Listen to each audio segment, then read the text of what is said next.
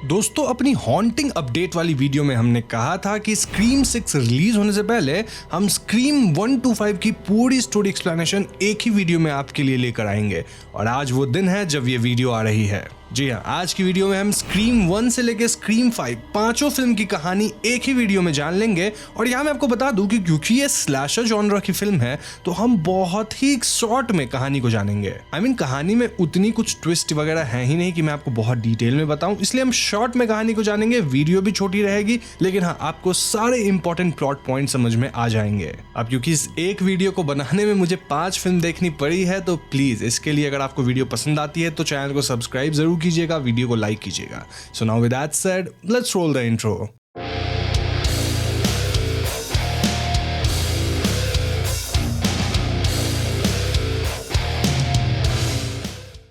तो स्क्रीम 1996 की कहानी शुरू होती है केसी बेकर नाम की एक लड़की से जो एक रात अपने बॉयफ्रेंड स्टीव का इंतजार कर रही होती है। केसी को एक अनजान नंबर से फोन आता है और कोई आदमी उसे उसकी फेवरेट हॉरर मूवी के बारे में पूछता है। केसी बात टालने की कोशिश करती है जब ये आदमी उसे बताता है कि वो इस वक्त उसे देख सकता है। घर के बाहर केसी अपने बॉयफ्रेंड स्टीव को अधमरे हालत में देखती है और वो बहुत डर जाती है। यह अनजान आदमी केसी से कुछ हॉरर मूवी रिलेटेड सवाल पूछता है और गलत जवाब देने पर स्टीव को मार डालता है। केसी पुलिस बुलाने की कोशिश करती है लेकिन किलर एक घोस्ट मास्क पहने घर में दाखिल होता है और उसे भी मार डालता है। आगे सीन सिडनी प्रेस्कॉट पे आती है जो एक टीनेजर है। सिडनी से मिलने आधी रात उसका बॉयफ्रेंड बिली आता है। एज एन ऑडियंस हमें पता चलता है कि सिडनी की मां मॉरिन के साथ पिछले साल कुछ बहुत बुरा हुआ था।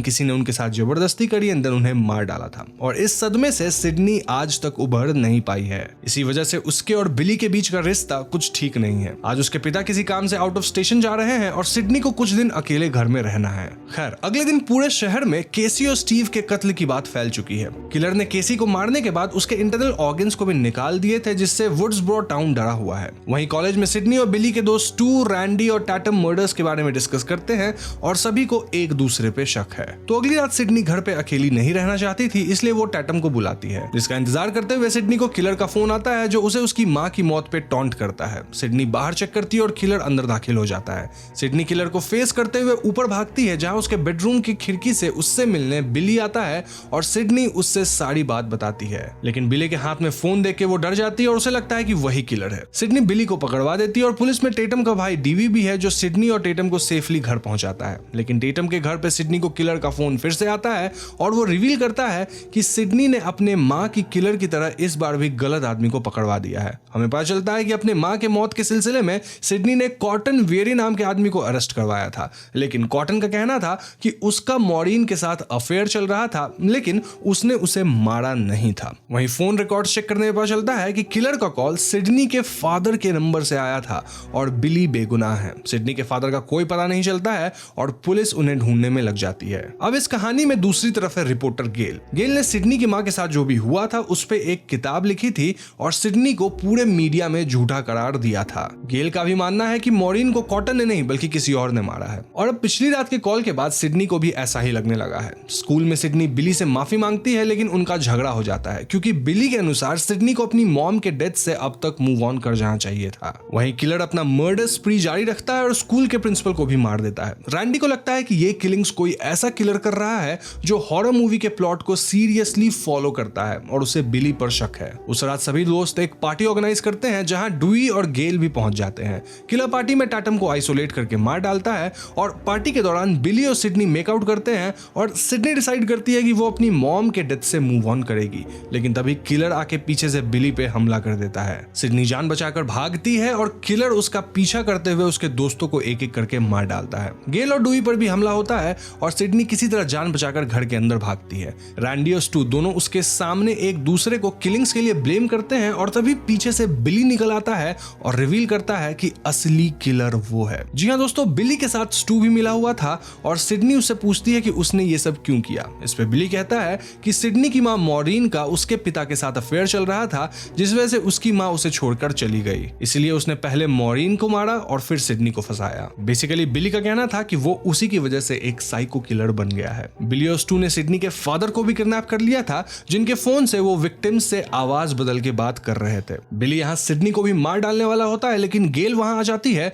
जो किसी तरह जिंदा बच गई थी। गेल और सिडनी मिलकर बिली और स्टू को मार डालते हैं और इन द एंड ड्यूई की जान भी बच जाती है। यहीं पे स्क्रीम 1996 की कहानी खत्म होती है। तो दोस्तों, जैसा कि आप देख सकते हैं कि मैंने कहानी के पूरे प्लॉट को आपको बताया है, लेकिन वहां जो सब प्लॉट चल रहे थे या छोटी मोटी चीजें थी उनको हटा दिया है। ऐसा इसलिए क्योंकि हम पांचों मूवी को इजीली एक वीडियो में कवर कर सके और आपको उतना ही पता होना चाहिए जितना जरूरी है स्क्रीम 6 के लिए। ऐसा नहीं कि फालतू की सब प्लॉट्स लव लफाड़ा वाली बातें आपको मैं बताऊं।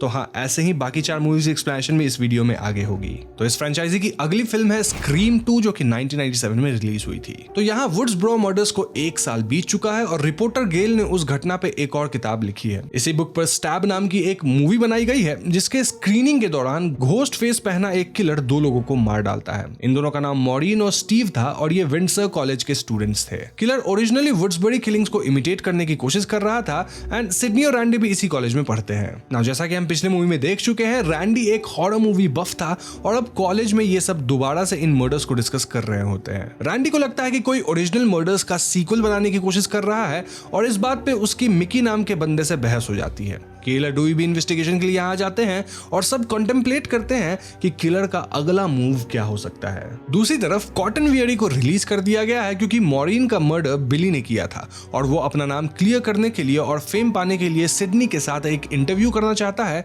लेकिन सिडनी इसके लिए राजी नहीं होती। वहीं गेल का पीछा डेबी नाम की एक लोकल जर्नलिस्ट कर रही है जो उसकी बहुत बड़ी फैन है। डेबी उसे वुड्सब्रो मर्डर्स के बारे में पूछती है, लेकिन गेल कुछ भी कहने से मना कर देती है। अब एक सीनियर्स पार्टी के दौरान किलर केसी नाम की लड़की को मार डालता है और सिडनी पर फिर हमला करता है, लेकिन सिडनी का बॉयफ्रेंड डेरेक उसे बचा लेता है। सिडनी के दोस्त मिकी और ड्यूई का शक डेरेक पे जाता है क्योंकि सिडनी के अलावा एक वही था जो किलर से बच पाया था। वहीं किलर ड्रामा रूम में सिडनी पे हमला करता है और सिडनी यहां भी मिकी की जगह डेरेक को देखती है और उसका शक फिर से उसी पर जाता है। आगे किलर रैंडी को भी मार डालता है, जिसके डेथ से सिडनी, गेल और ड्यूई बहुत डिस्टर्ब हो जाते हैं। सिडनी को किलर का मैसेज आता है कि वो उसे आज रात को मार डालेगा। ये देख सिडनी बहुत डिस्टर्ब हो जाती है। वहीं कॉटन एक बार फिर उसे इंटरव्यू के लिए फोर्स करता है, सेइंग कि उसकी वजह से कॉटन को एक गलत इल्जाम में जेल जाना पड़ा था। उसका अग्रेसिव बिहेवियर देख सिडनी और पुलिस का शक अब कॉटन पर भी जाने लगता है। ना उस रात गेल और ड्यूई वीडियो फुटेज के जरिए किलर को ढूंढने की कोशिश करते हैं, जब किलर गेल और ड्यूई पे अटैक कर देता है। गेल तो बच जाती है, लेकिन ड्यूई यहाँ बुरी तरह से जख्मी हो जाता है। यहाँ से भाग निकलने पर गेल को बाहर कॉटन मिलता है, जिसके हाथ में खून लगा हुआ था और उसे लगता है कि किलर वही है। वो ये बात जाकर डेबी को बताती है और उसे लोकल पुलिस बुलाने कहती है। दूसरी तरफ पुलिस सिडनी को किसी सेफ जगह ले जाना चाहती है ताकि आज रात वो सेफ रह सके। जाने से पहले सिडनी का बॉयफ्रेंड डेरेक उसे अपना ख्याल रखने को कहता है, लेकिन रास्ते में किलर उनकी कार पे अटैक कर देता है और पुलिस वालों को मार डालता है। सिडनी किसी तरह वापस कॉलेज कैंपस के अंदर भागती है और किलर भी उसका पीछा करता है। ड्रामा रूम में सिडनी को डेरेक बंधा हुआ मिलता है और पीछे से किलर भी आ जाता है। यहाँ रिवील होता है कि किलर मिकी है, जो कि हॉरर मूवी से ऑब्सेस्ड होकर सभी को मार रहा है, जैसे वुड्सब्रो में ओरिजिनली हुआ था। यही नहीं, उसके साथ डेबी भी मिली हुई है,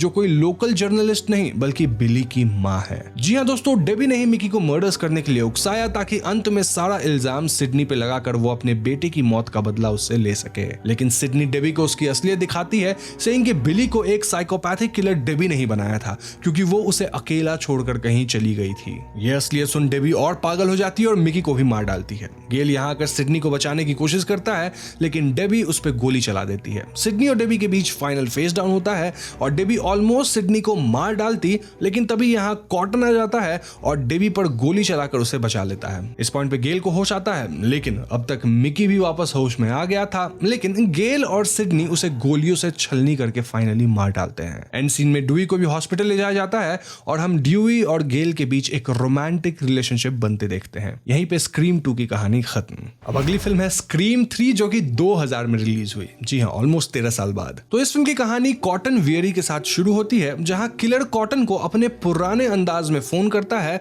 और सिडनी प्रेस्कट का पता पूछता है। मना करने पर घोस्ट फेस पहना एक आदमी कॉटन उसकी गर्लफ्रेंड क्रिस्टीन को मार डालता है। जाने से पहले वो किलर सिडनी की मां मॉरीन प्रेस्कट की तस्वीर क्राइम सीन पर छोड़ जाता है। नाउ इस पॉइंट पे पता चलता है कि गेल ने पिछले मर्डर स्प्री यानी विंडसर कॉलेज मर्डर्स पे भी एक किताब लिख डाली है और वो टॉप की जर्नलिस्ट बन गई है। वहीं ड्यूई हॉलीवुड में सेट पर एक टेक्निकल एडवाइजर की तौर पे काम कर रहा है, जहां स्टैब 3 मूवी बनाई जा रही है, जो ऑब्वियसली सिडनी की कहानी और गेल की बुक पे बेस्ड है। सिडनी अब टाउन के बाहर एक आइसोलेटेड घर में सिक्योरिटी के पीछे रहती है और एक नकली नाम के साथ as a women helpline expert काम करती है। तो कॉटन वियरी का जो कत्ल हुआ उसकी खबर गेल और सिडनी तक पहुंच जाती है। गेल न्यूयॉर्क आती है, जहां किलर ने पहले 2 मर्डर किए हैं। स्टैब 3 का कास्ट और क्रू डरा हुआ है क्योंकि उन्हें डर है कि किलर उनके पीछे ना पड़ जाए। गेल इस सिलसिले में ड्यूई से बात करती है और हमें पता चलता है कि गेल और ड्यूई का रिलेशनशिप टूट गया है और उनके बीच कड़वाहट आ गई है, लेकिन इस केस के लिए दोनों साथ काम करते हैं। ड्यूई बताता है कि कुछ दिन पहले इसी फिल्म सेट पर से किसी आदमी ने पुलिस से सिडनी की फाइल मांगी थी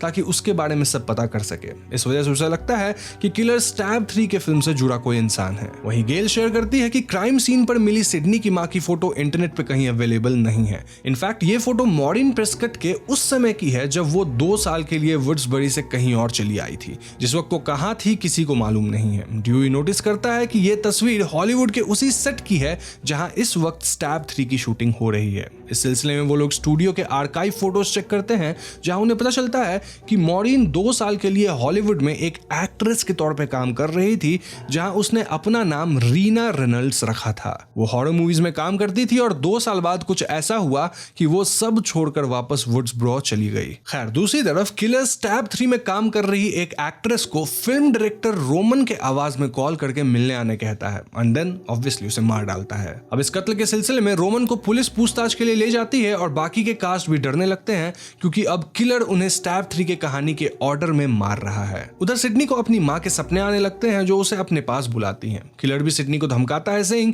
कि अगर वो सामने नहीं आई तो और भी मौतें होती रहेंगी। सिडनी ये सुनकर न्यूयॉर्क चली आती है और न्यूयॉर्क में सिडनी, गेल और ड्यूई से मिलने रैंडी की बहन आती है, जो उन्हें एक वीडियो टेप दिखाती है जो रैंडी ने मरने से पहले छोड़ी थी। इस वीडियो को रैंडी ने ये सोचकर बनाया था कि फ्यूचर में उसकी भी मौत हो सकती है और ये किलिंग्स रिपीट हो सकती है, जिस केस में उसके दोस्तों को उसके एक्सपर्टीज की जरूरत पड़ेगी। वीडियो में रैंडी कहता है कि अगर किलिंग्स तीसरी बार हुई तब उसका मतलब होगा कि किलर एक ट्रायलॉजी बनाने की कोशिश कर रहा है और अब किसी की भी मौत हो सकती है, इंक्लूडिंग सिडनी। इधर गेल और ड्यूई फिल्म स्टूडियो के प्रोड्यूसर से मिलने जाते हैं जिसने मॉरीन के साथ 70s में फिल्म बनाई थी। प्रोड्यूसर बताता है कि मॉरीन का इंडस्ट्री में कुछ लोगों के साथ नाजायज रिश्ता रहा था, लेकिन सब कुछ उसकी मर्जी से ही हुआ था। उसे हॉलीवुड में नाम बनाना था, इसलिए उसने ये कदम उठाया। बाद में जब उससे ये सब हैंडल नहीं हुआ तो वो वापस वुड्सब्रो चली गई। सारी बातें पता करके गेल और ड्यूई पुलिस के पास जाने लगते हैं, लेकिन रास्ते में उन्हें किलर का फोन आता है जो उन्हें सिडनी की आवाज में वापस प्रोड्यूसर के घर पहुंचने के लिए कहता है। ऑब्वियसली जैसे ही ये लोग उस घर में गए तो किलर प्रोड्यूसर के घर में गेल, ड्यूई और कास्ट मेंबर्स को मारने लगता है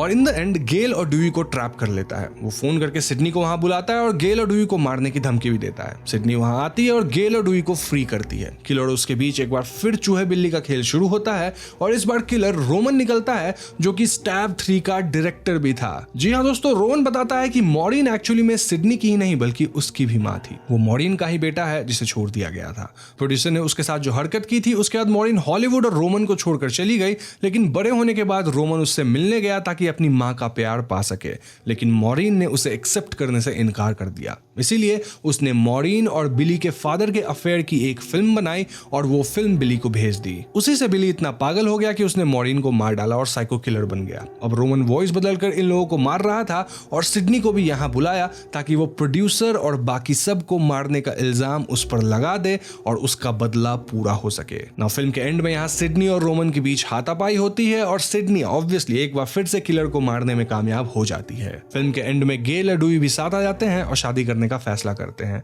यहीं पे स्क्रीम 3 खत्म। नाउ स्क्रीम 4 2011 में ही आई, यानी कि स्क्रीम 3 के जस्ट 1 साल बाद। इस फिल्म की कहानी सिग्नेचर स्टाइल में शुरू होती है जहां 2 टीनेजर्स को ब्रूटली मार डाला जाता है, लेकिन ये एक्चुअली में फिल्म के अंदर चल रहे स्टैब फ्रेंचाइजी की कहानी है। ये स्टैब 7 का सीन था। असल कहानी में हम वुड्सब्रो टाउन में हैं और गेल और ड्यूई ने शादी कर ली है। ड्यूई शहर का डिप्टी शेरिफ बन गया है और गेल का करियर खत्म हो गया है। सिडनी अपने लाइफ एक्सपीरियंसेस पे एक किताब लिखी है और वो बुक टू वुड्सबोरो के लिए कुछ ही दिनों बाद वुड्सबोरो आने वाली है। वो यहाँ अपने कजन जिल के साथ रहने आती है जो उसकी मासी का बेटा था। तो एक रात जेनी और मार्नी नाम के 2 टीनेजर्स को घोस्ट फेस किलर मार डालता है। इसी दिन सिडनी बुक टूर के लिए आती है और उसके कार में खून और किलर का नाइफ मिलता है, जिससे सब समझ जाते हैं कि सिडनी के वापस आने से ही मर्डर्स वापस से शुरू हुए हैं। टाउन में काफी लोग सिडनी से नफरत करते हैं और उसे वापस जाने को कहते हैं, क्योंकि हर बार सिडनी के आसपास ही कत्ल होते रहते हैं। जिल और स्कूल में बाकी सभी लोगों को भी आगाह किया जाता है कि किलिंग्स फिर से शुरू हो गई है। इनफैक्ट टाउन में फिर से कर्फ्यू लग जाता है। हम जिल के दोस्तों से भी इंट्रोड्यूस होते हैं जो सभी सिडनी के फैन थे। इनके नाम थे Trevor, Charlie, Robbie, Olivia and Kirby. Trevor और जिल यहाँ पहले डेट कर रहे थे, लेकिन अब उनका झगड़ा हो गया था। वहीं चार्ली कर्बी को पसंद करता था। रॉबी और चार्ली काफी बड़े मूवी फैंस थे और वुड्सबोरो टाउन में एक मूवी क्लब चला रहे थे। अब पुलिस इन्वेस्टिगेशन के दौरान ड्यूई इस बार गेल को इन सब में इन्वॉल्व करने से मना कर देता है, इसलिए गेल अकेले इन्वेस्टिगेशन पे निकल जाती है। जिल और सिडनी के पड़ोस में भी पुलिस प्रोटेक्शन दिया जाता है, लेकिन इसके बावजूद किलर जिल और सिडनी के आंखों के सामने ही ओलिविया को मार डालता है। इसके बाद किलर सिडनी को फोन करता है और कहता भी है कि बहुत जल्द वो खुद सिडनी को मारने आएगा। नाउ कहानी में आगे घोस्ट फेस जिल पर अटैक करता है, लेकिन सिडनी उसे बचा लेती है। गेल अपने छानबीन के लिए चार्ली और रॉबी के साथ मिलकर स्कूल स्टूडेंट से बात करती है, जिनका मानना था कि किलर हॉरर फ्रेंचाइजी को फॉलो कर रहा है और उस रात उनके पार्टी स्टैबाथॉन में लोगों पे हमला करेगा। अब स्टैबाथॉन वुड्सबरी टाउन का एक हिस्टोरिकल फेस्टिवल जैसा था, जहां सभी बच्चे Stab movies back to back देखते थे और पार्टी करते थे। यही नहीं, उनका मानना था कि अब किलिंग्स नए जमाने के होंगे तो मे बी किलर सारे किलिंग्स को इंटरनेट पे अपलोड भी करेगा। इस बीच किलर सिडनी के पब्लिसिस्ट को मार डालता है। वहीं गेल स्टैबाथॉन में छुप कर जाती है और वहां कैमरा सेटअप कर देती है और बाहर से नजर रखती है ताकि किलर को पकड़ा जा सके। लेकिन किलर यहाँ चालाकी से कैमरास को हटा देता है, जिसकी खबर गेल ड्यूई को देती है और उसे वहां पहुंचने को कहती है। किलर गेल पे हमला कर देता है और गेल नोटिस करती है कि किलर वाकई में मर्डर के वीडियोस बनाकर इंटरनेट पे अपलोड करने की कोशिश कर रहा है। दूसरी तरफ सिडनी और जिल घर पे होते हैं जब किलर बाहर आकर पुलिस वगैरह को मार देता है, जबकि दूसरी तरफ जिल सबसे छुपकर किर्बी के साथ पार्टी करने चली जाती है। सिडनी को किलर का फोन आता है और वो जिल को ढूंढने निकलती है क्योंकि उसकी जान खतरे में थी। पार्टी में किलर रॉबी को मार डालता है, जिसकी लाश किर्बी को मिलती है। तब तक सिडनी भी वहां पहुंच गई थी और वो जिल को छुपा देती है। किलर सिडनी का पीछा करता है और किर्बी और सिडनी खुद को घर के अंदर लॉक कर लेते हैं और बाहर से चार्ली उनसे मदद मांगता है। किर्बी को चार्ली पे शक होता है और इससे पहले कि किर्बी डोर खोलती, किलर चार्ली पे हमला कर देता है और उसे एक चेयर से बांध देता है। अब किलर किर्बी को कॉल करता है और चार्ली को छोड़ने के बदले उसे हॉरर मूवी से जुड़े कुछ सवाल पूछता है। वहीं सिडनी जिल को ढूंढने जाती है, लेकिन जिल उसे कहीं नहीं मिलती। कमिंग टू किर्बी, वेल वो सारे सवालों का सही जवाब देती है और किलर चार्ली को छोड़ देता है। लेकिन जब वो बाहर आकर चार्ली को आजाद करने की कोशिश करती है, तब खुद चार्ली उस पर हमला कर देता है एंड रिवील करता है कि वो ही किलर है। जी हाँ दोस्तों, वो कहता है कि उसने काफी समय तक किर्बी का इंतजार किया, लेकिन किर्बी ने कभी उसकी वैल्यू नहीं समझी। चार्ली किर्बी को मार डालता है और सिडनी पे हमला करता है। सिडनी भागने की कोशिश करती है और पुलिस को बुलाती है, मगर जिल उसे पकड़ लेती है और रिवील करती है कि दूसरी किलर वही है। जिल बचपन से ही सिडनी के बारे में सुन सुनकर बड़ी हुई थी और वो भी सिडनी की तरह फेमस होना चाहती थी, इसीलिए उसने सिडनी को मिलने के लिए यहाँ बुलाया और चार्ली के साथ मिलकर सारे कत्ल किए ताकि अंत में वो भी सिडनी की तरह एक फेमस सर्वाइवर बन सके। उसने सारे कत्ल को इंटरनेट पर अपलोड करा है और उसका प्लान था कि वो इल्जाम ट्रेवर पे लगाएगी। तो इसके बाद जिल सिडनी और चार्ली को मार डालती है और खुद को कुछ माइनर इंजरीज देती है ताकि सबको लगे कि ट्रेवर ने उस पर भी अटैक किया था। ड्यूई पुलिस लेकर वहां आता है और वाकई में जिल को मीडिया अटेंशन भी मिलती है, बट अनफॉर्चुनेटली सिडनी बच जाती है। ऑब्वियसली ऐसा तो होना ही था, सिडनी कैसे मर सकती है। नाउ जिल उसे मारने की फिर कोशिश करती है, लेकिन इस बार पकड़ी जाती है। सिडनी एक बार फिर से जिल यानी कि किलर को मार गिराती है एंड एज यूजुअल जैसे स्क्रीम फिल्म खत्म होती है वैसे ही स्क्रीम 4 भी खत्म होती है। नाउ अगली जो स्क्रीम फिल्म है 2022 में रिलीज हुई थी, यानी कि 11 साल बाद आफ्टर स्क्रीम 4। स्क्रीम 2022 की कहानी एक बार फिर से वुड्सबरो शहर में शुरू होती है। आखिरी कत्ल 11 साल पहले हुए थे और हाल ही में स्टैब 8 नाम की हॉरर मूवी बनी थी, जो कि ओरिजिनल फैंस को बिल्कुल पसंद नहीं आ रही क्योंकि उसमें बहुत कुछ बदल दिया गया है। तो स्टार्टिंग सीन्स में हम तारा से मिलते हैं और तारा को घोस्ट फेस का फोन आता है जो उससे हॉरर मूवीज के बारे में पूछता है। तारा को ओरिजिनल स्टैब मूवी पसंद नहीं है, इसलिए घोस्ट फेस उसे मारने की कोशिश करता है, लेकिन तारा या टैरा जो भी आप बोलते हैं उसकी जान बच जाती है और उसकी बहन सैम को फोन किया जाता है जो कई सालों पहले वुड्सबरो छोड़कर चली गई थी। सैम के साथ उसका बॉयफ्रेंड रिची भी आता है और तारा उसे वुड्सबरो के हिस्ट्री के बारे में सब कुछ बताती है। एज एन ऑडियंस हमें पता चलता है कि सैम के पास्ट से कोई बात इन कत्लों से जुड़ी हुई है, इसलिए वो सालों पहले यह शहर छोड़कर चली गई थी। Coming back to present, well Sam को किलर का फोन आता है जो उसे उसके बीते हुए कल पे टॉन्ट करता है। वहीं हम नोटिस करते हैं कि सैम को बिली के विजन्स आते हैं और उसकी मानसिक स्थिति ठीक नहीं है। तभी किलर सैम पे अटैक कर देता है, लेकिन वो किसी तरह खुद को बचा लेती है। सैम अपने पास से जुड़ी बात आगे जाके तारा को बताती है और रिवील करती है कि तारा और उसके पिता सेम नहीं है। उनकी माँ का अफेयर बिली लूमिस के साथ था और सैम ओरिजिनली बिली की ही बेटी है। इस बात पे सैम और तारा का झगड़ा हो जाता है और सैम ये बात रिची को भी बताती है और दूसरी तरफ किलर एक और आदमी को मार डालता है। सैम और रिची मर्डर्स को सॉल्व करने के लिए ड्यूई के पास जाते हैं जो अब रिटायर हो चुका है। गेल भी अब ड्यूई के साथ नहीं है और वो न्यूयॉर्क चली गई है। सैम सारी बातें ड्यूई को बताती है और ड्यूई सैम को तारा के सारे दोस्तों पर नजर रखने की सलाह देता है बिकॉज ओरिजिनल स्टैब मूवीज की तरह किलर दोस्तों में से ही कोई एक निकलता है। यहाँ तारा के फ्रेंड्स में है चैड और मिंडी जो कि रैंडी की फैमिली से हैं एंड देन वेस और लिव। पता चलता है कि किलर ने तारा के बाद जिस आदमी को मारा है वो स्टू के परिवार से था। इस बात पे मिंडी बताती है कि किलर एक तरह की सीक्वल नहीं रीक्वल बनाने की कोशिश कर रहा है। यहाँ रीक्वल का मतलब स्टैब मूवी का एक सीक्वल है जिसमें सब कुछ ज्यादा से ज्यादा ओरिजिनल रह सके क्योंकि obviously stab 8 movie original stab fans को पसंद नहीं आई है। इन लोगों का शक अब सैम पर जाता है जिससे सैम बहुत अपसेट हो जाती है। नाउ अब तक सिडनी और गेल भी वुड्सब्रो पहुंच गई थी और किलर अगला अटैक तारा के एक्स बॉयफ्रेंड वेस और उसकी मां पे करता है। यहाँ मैं आपको बता दूं कि वेस की मां स्क्रीम 2011 वाली मूवी में डेप्यूटी ड्यूई के साथ किलर जिल को पकड़वाने में इन्वॉल्व थी व्हिच मींस कि किलर सचमुच में एक रीक्वल बनाने की कोशिश कर रहा है। पुलिस वेस के घर पे इकट्ठा होती है और हॉस्पिटल में तारा अकेली पड़ जाती है जिससे बचने के लिए सैम ड्यूई के साथ वहां पहुंचती है और रिची भी आ जाता है। किलर रिची और तारा पर हमला करता है लेकिन सैम और ड्यूई उन्हें बचा लेते हैं। इस हाथापाई में ड्यूई की जान चली जाती है और इस घटना के बाद सैम तारा और रिची को लेकर वुड्सबरी छोड़कर जाना चाहती है लेकिन सिडनी और गेल उसे वार्न करते हैं। जब सैम उनकी बात नहीं मानती तो सिडनी चुपके से उसके कार में एक ट्रैकर लगा देती है ताकि उस पर नजर रख सके। ना रास्ते में तारा को अपना इनहेलर गायब मिलता है इसलिए वो लोग उसके दोस्त एम्बर के घर पर रुकते हैं जहां तारा ने अपना एक्स्ट्रा इनहेलर छोड़ा था। एम्बर के घर पे पार्टी हो रही होती है और तारा को यहाँ देख एम्बर उसे लेकर इनहेलर लेने जाती है बट ऑब्वियसली हम सब जानते हैं कि किलर इवेंचुअली यहीं पहुंचता है और एक एक करके लोगों को मारना शुरू करता है। किलर मिंडी पे हमला कर देता है और सैम उसे लहूलुहान हालत में पाती है। अब तक यहाँ एम्बर भी तारा को लेकर आ जाती है और उसे लगता है कि मिंडी पर सैम ने हमला किया है लेकिन तभी वहां लिव आती है जिसे बाहर अपने बॉयफ्रेंड की लाश मिली थी। सभी एक दूसरे को शक की निगाह से देखने लगते हैं और तभी एम्बर लिव पर गोली चला देती है और रिवील करती है कि असली किलर वो है। रिची सैम को लेकर बेसमेंट में जाकर छुपता है जब सैम को तारा की फिक्र होने लगती है। यहाँ रिची को तारा पे ही शक है क्योंकि ओरिजिनल स्टैब मूवी में हमेशा 2 किलर्स होते हैं लेकिन रिची की बात सुनकर सैम को उसी पे शक होने लगता है और वो उसे बेसमेंट में छोड़ बाहर तारा को ढूंढने आती है। तारा को किलर ने कपबोर्ड में लॉक कर रखा था और सैम उसे फ्री करती है। वहीं दूसरी तरफ गेल और सिडनी अब तक यहाँ पहुंच गए थे। वो रियलाइज करते हैं कि ये वही घर है जो ओरिजिनली स्टू का घर था मतलब किलर ने उन्हें यहाँ जानबूझकर बुलाया है। घर से बाहर निकलकर एम्बर गेल पर गोली चला देती है और सिडनी उसे ढूंढते हुए अंदर आती है जहाँ एम्बर उसके बीच लड़ाई होती है। तभी वहां सैम आ जाती है और एम्बर को मारने की कोशिश करती है लेकिन तभी पीछे से रिची सैम पर ही अटैक कर देता है। यहाँ फिल्म का फाइनल प्लॉट पॉइंट रिवील होता है कि असली किलर्स रिची और एम्बर हैं। जी हाँ दोस्तों, ये दोनों स्टैब मूवीज के बहुत बड़े फैंस थे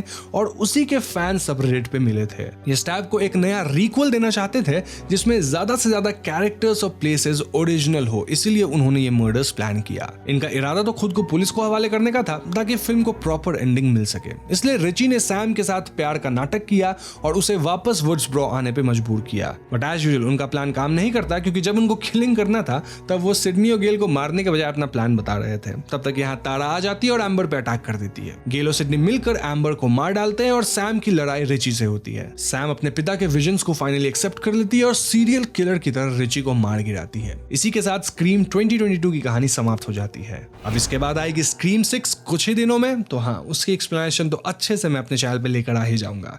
तो दोस्तों ये थी स्क्रीम फ्रेंचाइजी की पूरी एक्सप्लेनेशन जो हमने शॉर्ट में जाना है और हमने सिर्फ इंपॉर्टेंट प्लॉट पॉइंट्स को समझा है। यहाँ सब प्लॉट्स भी काफी थे, उसको नहीं जाना है। फिल्म में वैसी तो कोई डीप थियरी नहीं है लेकिन इन शॉर्ट हम कह सकते हैं कि ये एक प्योर स्लैशर हॉरर फिल्म है। बेसिकली सिडनी प्रेस्कॉट इस फ्रेंचाइजी की मेन कैरेक्टर रही है जिसके अराउंड किलिंग्स होते हैं। हर बार कोई ना कोई मूवी फैन या साइको किलर एक्चुअल वुड्सब्रो मर्डर से इंस्पायर होकर कत्ले करता है और इन द एंड सिडनी और उसकी टीम उन्हें कन्फ्रंट करते हैं। गेल और ड्यूई भी कहानी का इंपॉर्टेंट हिस्सा है लेकिन आपको पता ही है स्क्रीम 5 में ड्यूई की मौत हो गई है। अब स्क्रीम 6 में यह देखना इंटरेस्टिंग होगा कि सिडनी और गेल बच पाते हैं या नहीं, लेकिन अब तक की कहानी में तो भैया वो जिंदा है। साथ ही ये भी देखना है कि क्या स्क्रीम 6 आखिरी फिल्म होगी या उसके बाद और भी फिल्में आएंगी। तो बस आज की वीडियो में इतना ही। उम्मीद है आपको ये वीडियो पसंद आई होगी। कसम से बहुत मेहनत लगी है इस वीडियो में, मतलब 5 मूवी देखना, इनफैक्ट जो स्क्रिप्ट लिखी है उनको भी 5 मूवी देखना पड़ा। मैंने भी देखा, जिसने एडिट किया उसने भी देखा। तो हाँ, अगर आपको लगता है कि ये वर्थ इट था ये मेहनत तो प्लीज वीडियो को लाइक कीजिए, शेयर कीजिए, इसकी रीच बढ़ाइए। अगर चैनल पे नए हैं तो हमें सब्सक्राइब करके बेल आइकन को भी जरूर दबा दीजिएगा क्योंकि हम अपने चैनल पे ऐसे ऐसे इंटरेस्टिंग वीडियोस लाते रहते हैं। पीस।